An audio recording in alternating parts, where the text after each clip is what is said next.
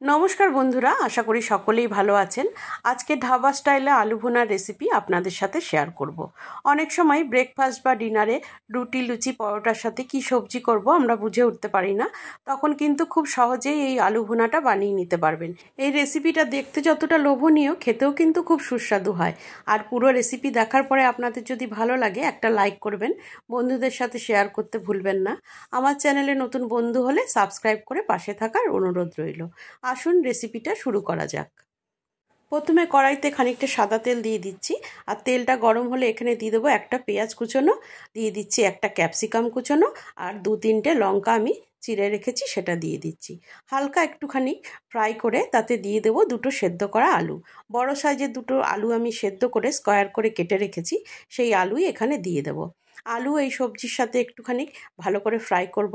আমি 1/2 চামচ লবণ, 1 চামচ কসুরি মেথি এখানে দিয়ে দিলাম, আর একটু এই ক্যাপসিকাম আর পেঁয়াজের সাথে আলুটাকে হালকা একটু ভেজে নিতে হবে। 1/2 চামচ গরম মশলা এখানে ব্যবহার করলাম। দেখুন খুবই হালকাভাবে ভেজে নিচ্ছি, মানে যেমন করে টস করে ঠিক সেইভাবে একটু হালকা টস করে নিতে হবে। 1-2 মিনিট একটু নেড়ে ছেড়ে নামিয়ে নিলাম। ওই কড়াইতেই খানিকটা তেল দিয়ে 1/2 চামচ জিরে আমি ফোড়ন দিয়ে দিলাম। জিরেটা যখনই ফুটে উঠবে তখন এখানে একটা বড় সাইজের পেঁয়াজ আমি কুচিয়ে রেখেছিলাম, দেখুন একটু ছোট ছোট করে কুচোনো পেঁয়াজটা, সেটা দিয়ে দিচ্ছি। পেঁয়াজের কাঁচা ভাবটা যখন চলে যাবে তখন এখানে ব্যবহার করব আদা, রসুন আর কাঁচা লঙ্কা আমি থেতো করে। এটা মিক্সারে দিয়ে জাস্ট একবার ঘুরিয়ে নিয়েছি, মিহি করে পেস্ট করিনি। এইভাবে আপনারা দেবেন, তাহলে কিন্তু সবজির স্বাদটা খুব ভালো আসবে। দেখুন আদা, রসুন, কাঁচা লঙ্কা এখানে দিয়ে দিলাম। আমি কাঁচা লঙ্কাটা একটু ঝালের জন্য বেশি পরিমাণেই দিয়েছি, আপনারা নিজেদের প্রয়োজন অনুযায়ী ঝালটা দেবেন। 1/2 চামচ হলুদ, 1 চামচ জিরের গুঁড়ো, 1 চামচ ধনের গুঁড়ো, আর দিচ্ছি 1/2 চামচ ঝাল লঙ্কার গুঁড়ো আর 1 চামচ কাশ্মীরি লঙ্কার গুঁড়ো, আর স্বাদ অনুযায়ী লবণ। সমস্ত মশলাগুলো পেঁয়াজের সাথে মিশিয়ে একটু ভেজে নিতে হবে, মানে একটু কষিয়ে নেব, কিন্তু গ্যাসের ফ্লেমটা লো রাখতে হবে যাতে মশলাগুলো পুড়ে না যায়। খানিকক্ষণ দেখুন কষানোর পরে হালকা তেল ছেড়ে দিয়েছে, আর এই সময় এখানে আমি ব্যবহার করব টক দই। আমি 2 চামচ টক দই ফেটিয়ে রেখেছি, সেই টক দই এখানে দিয়ে দিচ্ছি। টক দই ভালো করে মিশিয়ে দেওয়ার পরে খানিকক্ষণ একটু কষিয়ে নিতে হবে যাতে তেলটা ছেড়ে আসে। যখনই দেখব তেল ছেড়ে এসছে সেই সময় এখানে আমি টমেটো বাটা ব্যবহার করব। 2টো মিডিয়াম সাইজের টমেটো আমি পেস্ট করে রেখেছি, সেই টমেটোটা এখানে দিয়ে দিচ্ছি, আর দিয়ে দেবো সামান্য পরিমাণে জল দিয়ে ঢাকা দিয়ে দেবো যাতে টমেটোটা খুব ভালো করে কষে যায় আর কাঁচা মশলার গন্ধ একদমই চলে যায়।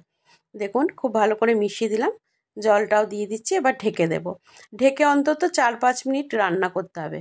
4-5 মিনিট পরে আপনাদের দেখাচ্ছি। দেখুন খুব ভালো করে মশলা কষে গেছে, একদম তেল সেপারেট হয়ে গেছে। এই সময় এখানে মিশিয়ে দেবো আমি সেদ্ধ করা আলু, যেটা হালকা ভেজে রেখেছিলাম সেই আলুটা দিয়ে মশলার সাথে খুব ভালো করে মিশিয়ে নেব। আর কোনো জল কিন্তু এই রান্নাতে ব্যবহার হবে না। আর গ্যাসের ফ্লেমটা একটু কম করে 5-6 মিনিট মশলার সাথে আলুটা একটু রান্না হতে দিতে হবে। আপনারা এই সময় লবণটা চেক করে নেবেন। আমি লবণটা চেক করে নিয়েছিলাম, আরও খানিকটা আমার লবণ লেগেছে, আমি দিয়ে নিলাম। আর মশলার সাথে কিন্তু আমি 4-5 মিনিট রান্না করে নিচ্ছি। দেখুন 4-5 মিনিট আমার রান্না হয়ে গেছে। এবার নামানোর আগে আমি একটু ধনেপাতা কুচোনো দিয়ে রান্নাটা নামিয়ে নেব। তাহলে দেখতেই পেলেন কত চটজলদি আলু ভুনা রেসিপি রেডি হয়ে গেল।